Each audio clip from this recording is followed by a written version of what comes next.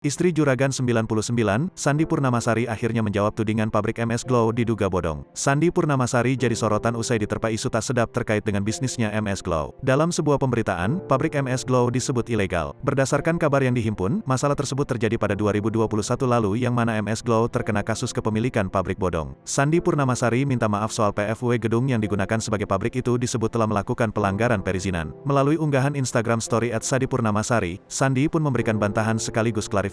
Ia juga melampirkan tangkapan layar link pemberitaan tersebut. Pabrik MS Glow gak bodong ya, headline berita suka bikin fitnah, tulis Sandi Purnasari dikutip kompas.com, Rabu, tanggal 16 Maret tahun 2022. Jadi pabrik kita yang @cosmepek pernah bermasalah karena berdiri di lahan hijau, padahal waktu kita beli udah ada bangunannya, lalu kita tutup pabriknya dan sudah kita pindah pabrik @cosmepek ke Surabaya Sier, tulis Sandi lagi. Dia menegaskan bahwa itu bukan pabrik MS Glow melainkan pabrik Cosmepek. Sandi mengungkapkan tentang persaingan bisnis yang saat ini sudah tak sehat. Selain kabar mengenai kasus kepemilikan pabrik bodong, pada 2018 lalu pernah terseret kasus penjiplakan desain produk kosmetik.